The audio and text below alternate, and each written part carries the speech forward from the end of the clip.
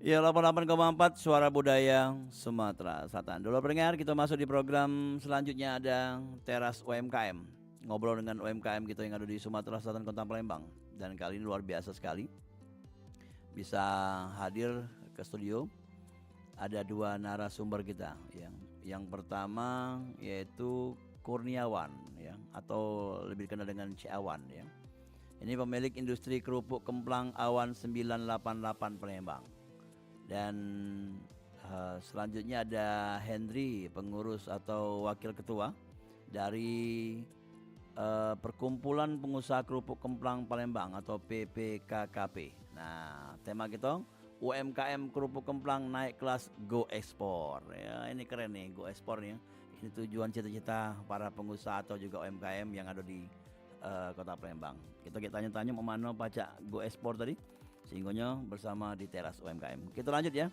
Dan langsung bersua bersama kedua narasumber kita pada siang hari ini ya. Halo, Assalamualaikum. Waalaikumsalam. Waalaikumsalam. Ya, apa kabar kok kakak?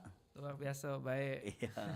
Sama baik. Siang hari ini mohon maaf kayaknya sibuk benar ya, tapi pacak menyempat ke diri ke perempat RI Palembang. Terima kasih ya. Iya, sama-sama. Iya.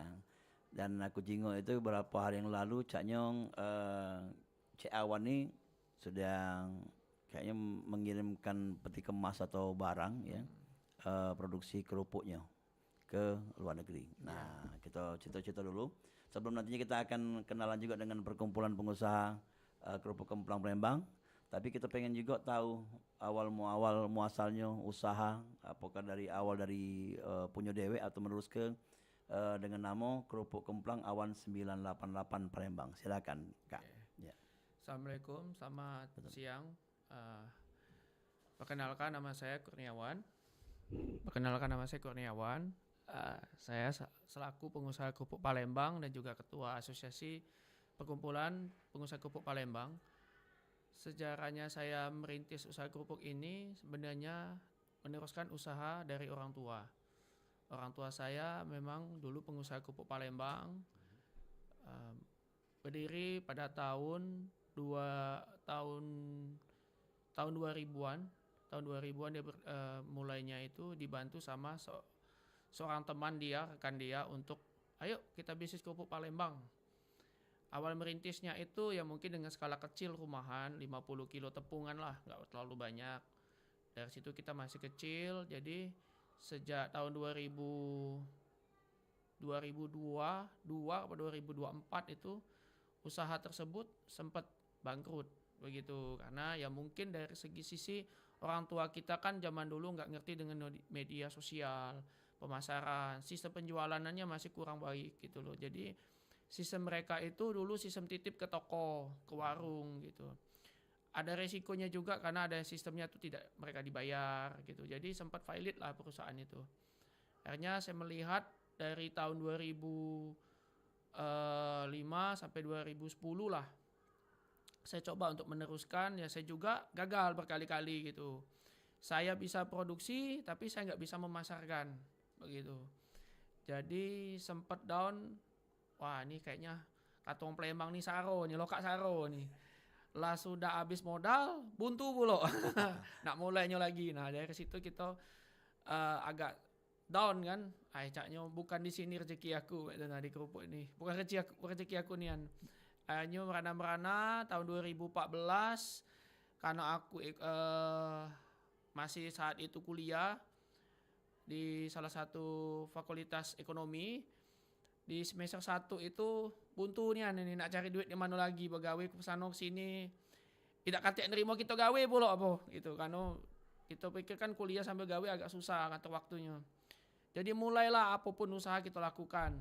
Baik itu jual produk multi level, baik itu jadi agen asuransi. Sampai singkat cerita 2014 itu ada salah satu keluarga yang buka pabrik yang baru. Di situ gawean aku nongkrong di pabrik itu, lihat karena kita ada basicnya di dunia kerupuk jadi tahu ini namanya jenis kerupuknya apa, harganya berapa. Jadi nah di situ aku melihat salah satu media online yang saya lihat itu, saya pelajari di sosmed itu, tidak semua dulu pengusaha kerupuk itu menjualnya itu dalam online. Kenapa? Dulu zaman dulu berjualan sistem online itu kepercayaannya belum tinggi. Karena apa? Orang mau beli barang itu kan pasti kan kalau dari sisi penjual itu kalau bisa duitnya dibayar dulu baru dikirim barangnya. Nah dari sisi pembelinya belum tentu aman juga. Jelas tak ini pabriknya? Harusnya kan face to face ketemu muka dulu. Nah dari situ aku belajar untuk bikin salah satu website sederhana di Google. Aku bikin di Google Map atau kalau orang mau cari kerupuk aku di mana bisa cari di Google Map. Itu di pencarian.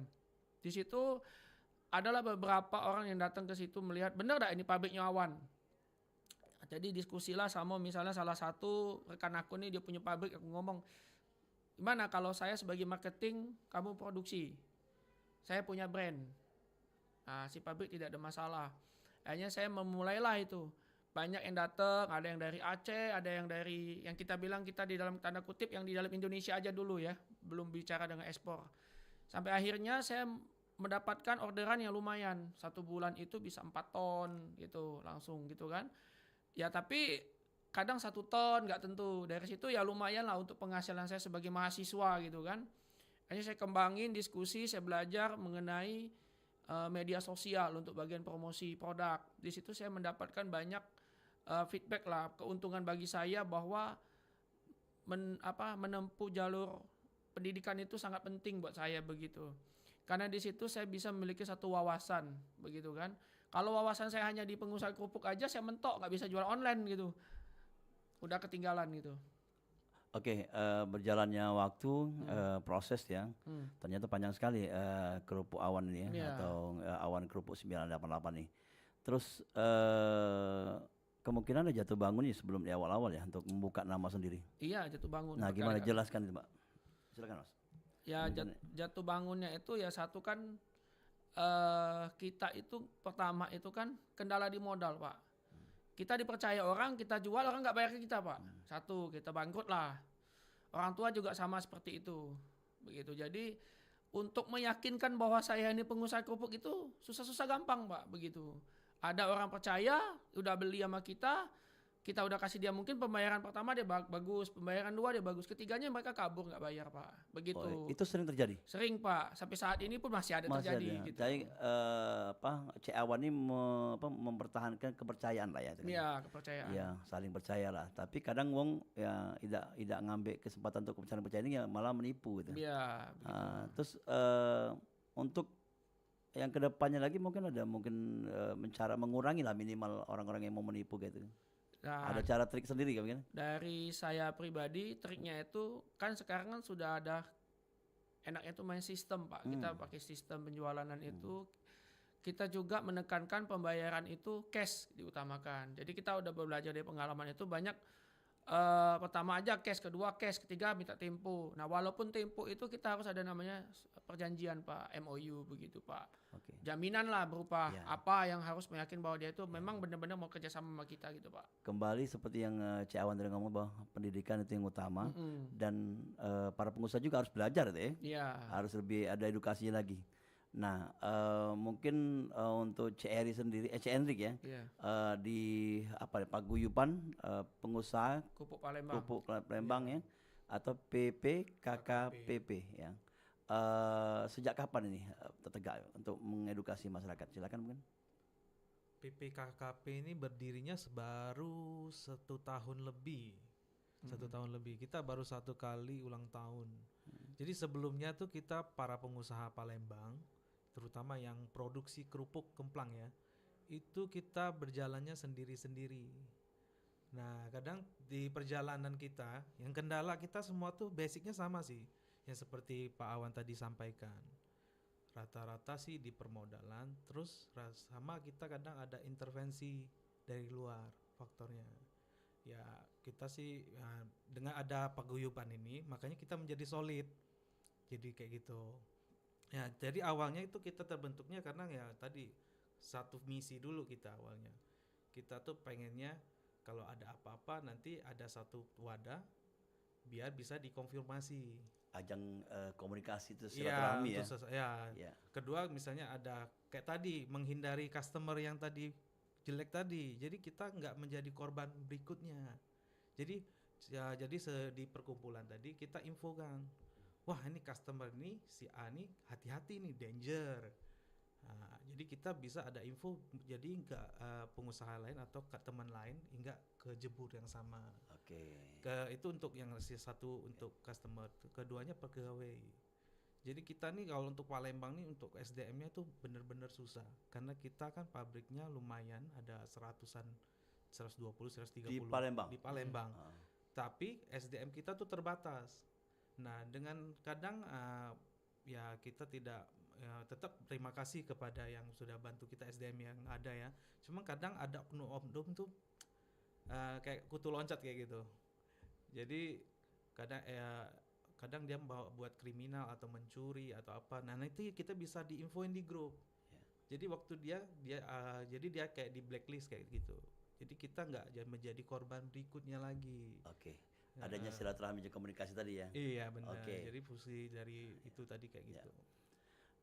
Dan Cik Awan, balik lagi Cik Awan nih, kemarin juga berita mengenai mengekspor kerupuk kemplang. Lah sudah 2 kali katanya kabarnya. Boleh cerita nih bagaimana pengalaman awal untuk mengekspor, dari menjaga kualitas, menjaga nama tadi, dan sekarang sudah banyak yang meminta untuk dikirim ke luar negeri. Silakan. Oke. Saya bicara mengenai awalnya saya ekspor ya. Ya. Awalnya ekspor itu saya itu satu saya bisa mendapatkan buyer dulu ya. Dari mana buyer itu tahu saya ini jualan kerupuk gitu loh. Ya itu tadi saya bilang saya memanfaatkan salah satu media sosial begitu itu. Jadi buyer itu chat saya, mungkin dia mau follow up saya dan saya mau follow up dia, akhirnya dia ke Palembang meninjau lokasi pabrik saya. Itu pertama kali saya ekspor ya tahun 2015. Itu pemesanan saya itu sekitar 10 ton kerupuk mentah gitu. Tapi ekspornya itu nggak melalui Palembang Pak. Jadi kita itu kirimnya ke Jakarta. Begitu. Ya happy juga Pak. Kita nggak ada pengalaman ekspor gitu kan. Buyer datang kasih duit, langsung suruh kirim barang ke Jakarta begitu. Nah jadi dari 2014 singkat cerita saya ekspor terus kan Pak sampai 2025 terakhir kemarin itu pengalaman perdana saya ekspor sendiri dari Palembang Pak. Jadi singkat cerita 2025 itu pengalaman saya ekspor itu cukup susah juga, dibilang mudah-mudah, susah-susah Pak gitu. Ada peraturan khusus ya, atau harus disiapkan gitu? Surat menyurat berkas gitu? Jadi banyak kan orang tuh berpikir ekspor itu susah Pak.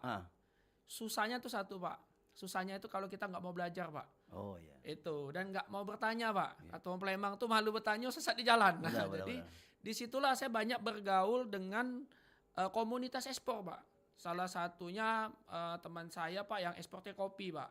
Saya bilang, Kando, cak mano caranya nak ekspor? Aku ni lah biasa ekspor tapi tak pacak ngirim dewek dari Palembang. Cak mano kita nak ekspor dewek dari Palembang ini? Gampang katanya. Cak mano caranya? Asal kau galak belajar. Nah dari situ saya belajar Pak mengurus dokumen ekspor. Nah, jadi mengurus dokumen ekspor itu ialah barang apa yang harus kita ekspor. Jadi kita bekerja sama dengan Bea Cukai, Karantina, dan juga Dinas Perdagangan Sumatera Selatan. Di situ saya sowan lah Pak, saya silaturahmi, saya kunjungi dan saya datang untuk minta support pemerintah daerah.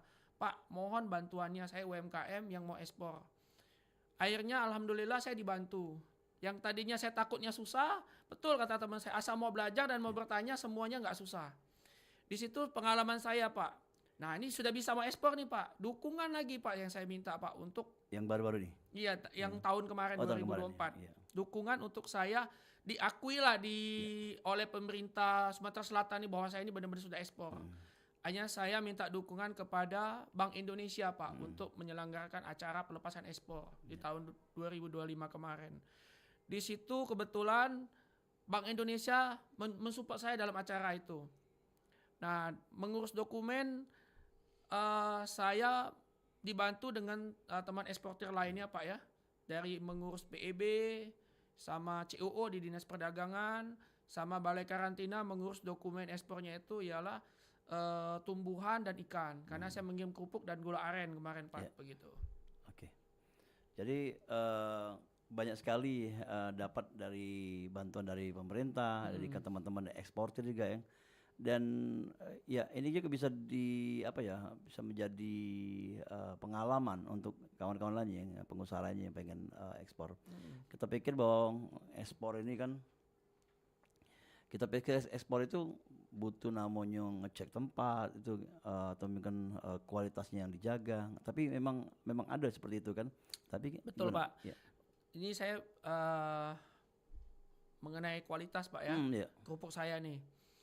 Pertamanya itu kan kita kan kalau bicara kualitas Pak, kalau saya pribadi kan untuk kapasitas produksi kan nggak mungkin memenuhi sebesar itu Pak. Ya. Jadi saya selektif Pak untuk kepada anggota-anggota saya Pak. Kerupuk kamu yang bagus saya tahu. Kamu mau nurut nggak sama saya gitu loh. Speknya seperti ini, tidak boleh ada campuran seperti ini.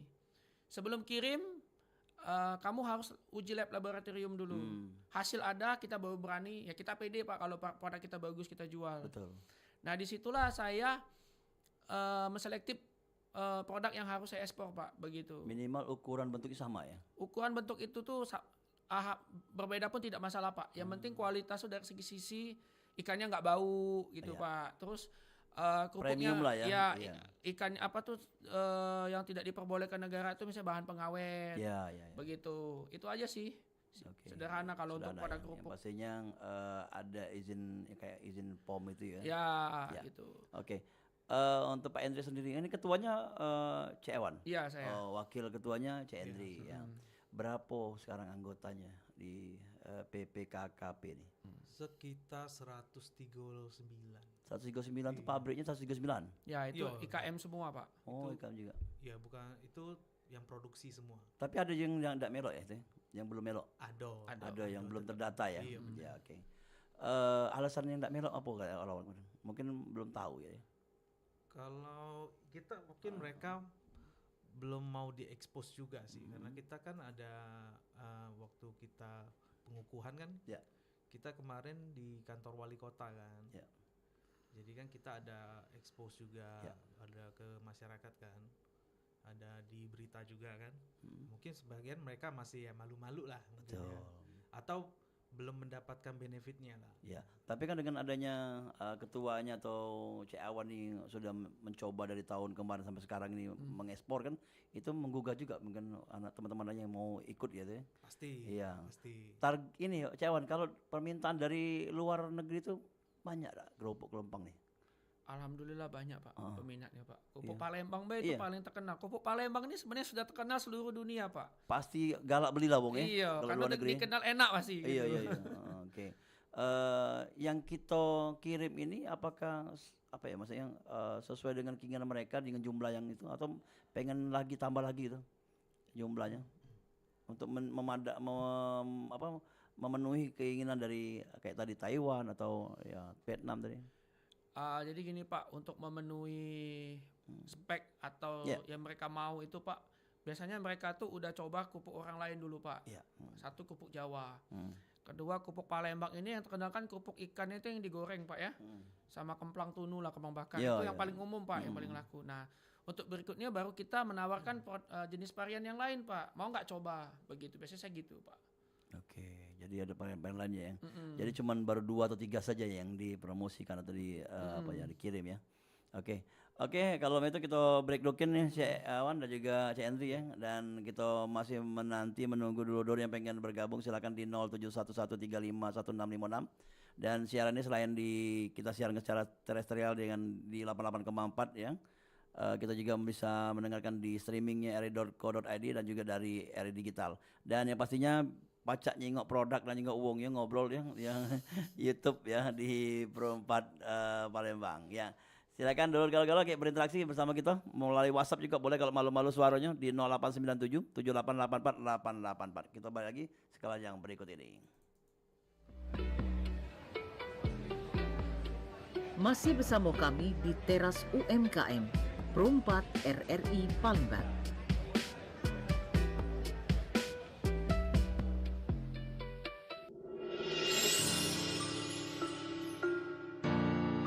Pro 4 Suara Budaya Nusantara.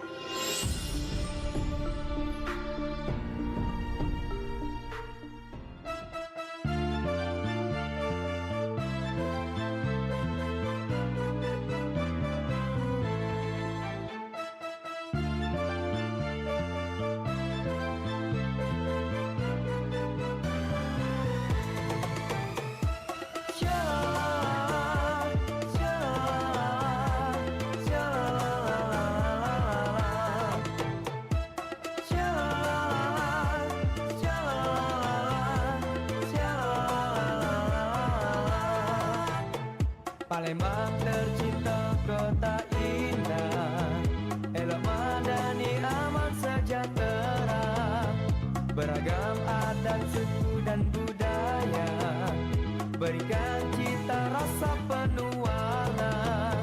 Di sekitar Ampera peninggalan sejarah, beragam sajian daerah yang istimewa. Di sekitar Ampera peninggalan sejarah, beragam khas makanan lemak di lidah.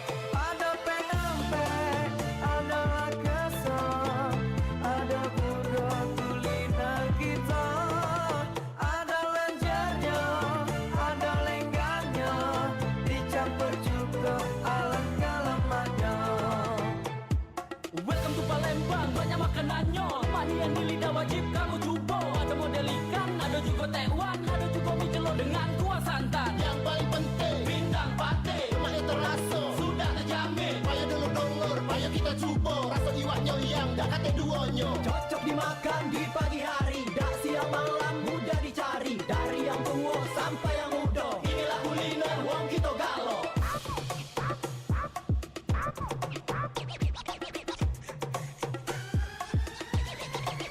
Ada pempek, ada laksa, ada burger kuliner kita, ada lenjernya, ada lenggangnya, dicampur juga alangkah lemaknya.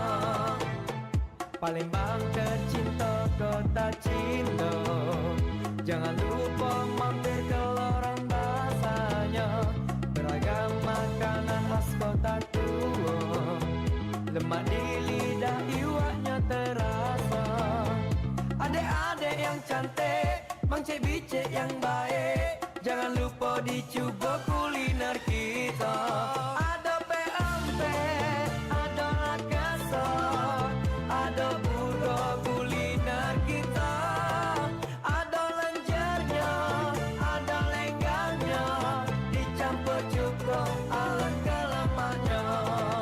Ada pempek, ada laksa, ada burger kuliner kita, ada pempek, ada laksa, ada burger kuliner kita, ada lenjernya, ada lenggangnya, dicampur juga alangkah lemaknya. Ada pempek, ada laksa, ada burger kuliner kita, ada lenjernya, ada lenggangnya, dicampur juga alangkah lemaknya.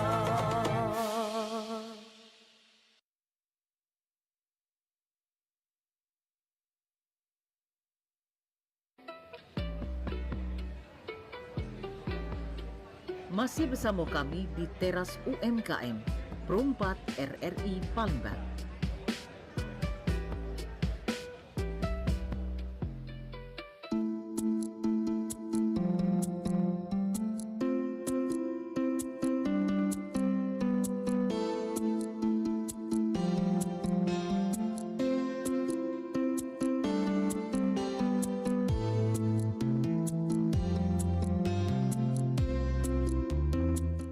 Ya dulu kembali lagi kita di program Teras UMKM ya di Perumpat RRI Palembang, Suara Budaya Sumatera Selatan ya, yang membahas mengenai kuliner khas Palembang. Sebenarnya bukan khas tapi sudah Indonesia nasional ya, tapi uji Ciawan narasumber kita tadi bahwa memang kerupuk kemplang dari Palembang ini sangat diminati oleh para konsumen, baik itu dari nasional juga sampai ke internasional ya. Dan dulur temanya UMKM kerupuk kemplang, UMKM kerupuk Palembang maksud kami naik kelas go ekspor. Dan bersama Kurniawan selaku pemilik industri kerupuk kemplang Awan 988 Palembang, dan juga ada Cek Hendrik ya dari Perkumpulan Pengusaha Kerupuk Kemplang Palembang PPKKP. Dan kembali kita ngobrol-ngobrol mengenai kalau di Palembang tadi yang melok perkumpulan tadi itu kebanyakan pabrik ya atau pengusaha kecil lah ya. Iya benar. Ya. Dan itu memang target dari Cek Awan dan juga Cek Hendrik untuk membina. Bentuknya mana? Bagaimana bentuk pembinaannya itu? dari segi PPKP itu dalam bentuk pembinaan tuh begini Pak, dari industri kecil menengah lah kita bilang IKM gitu Pak ya. Si Hendri Pak. Jadi kita bisa memberikan mereka itu edukasi atau bantuan Pak. Dari kita kolaborasi dengan pemerintah daerah seperti mereka yang butuh bantuan mesin Pak, begitu. Dan juga kemasan gitu. Jadi kita bisa kolaborasi dengan dinas perindustrian begitu Pak. Dan salah satu lagi perizinan Pak, yang dulunya mungkin sulit ya Pak, apalagi di sini mayoritas kebanyakan orang Chinese Pak pengusahanya Pak. Iya, betul. Begitu. Jadi untuk ngurus izin halal itu kan dulu kan sulit Pak. Iya. Begitu. Banyak regulasinya Pak. Ya, ada ketakutan pengusaha ini biasanya ya, pengusaha UMKM ini agak ribet ya. Tapi kalau adanya perkumpulan biasa didampingi lah ya. Terus mana? Jadi dari situ mereka melihat itu, ya saya sebagai ketua memberikan bukti Pak, bahwa halal itu memang gratis Pak, tidak ada embel-embel begitu. Jadi awalnya mereka nggak percaya, ya dari mulut ke mulut lah mereka mendaftarkan diri kan, begitu. Itu baru dari sisi perizinan halal. Terus dari sisi perizinan lainnya Pak, seperti kalau merek itu kan kita ada namanya itu HKI Pak, hak paten. Boleh diangkat Bapak di YouTube biar ketahuan.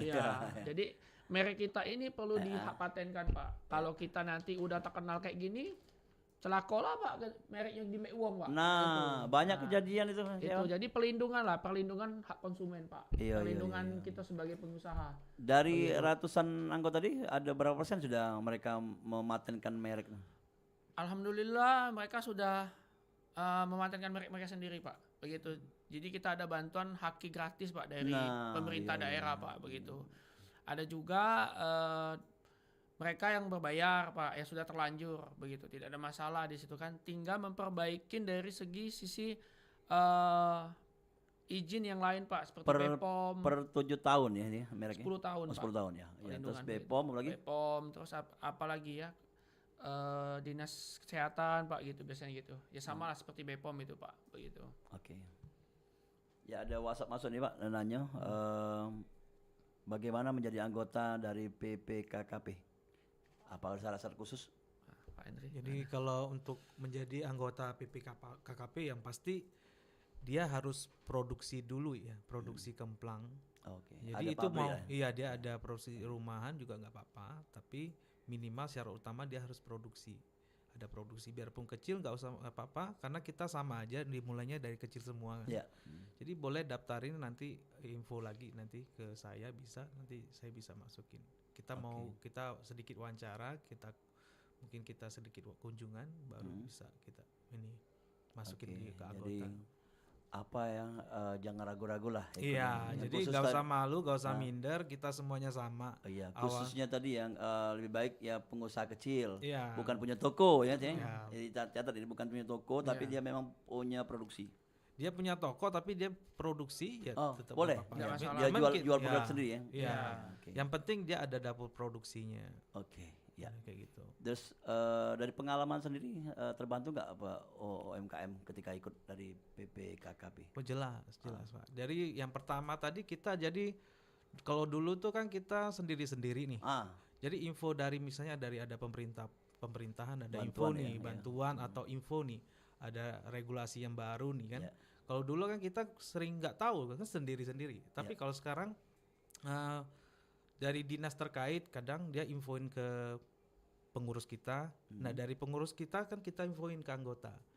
Jadi kita nih ada regulasi baru nih dinas perindustrian misalnya dia minta ini minta itu kan. Jadi kita bisa infoin. Jadi mereka yang anggota kita juga sudah tahu sudah ada persiapan.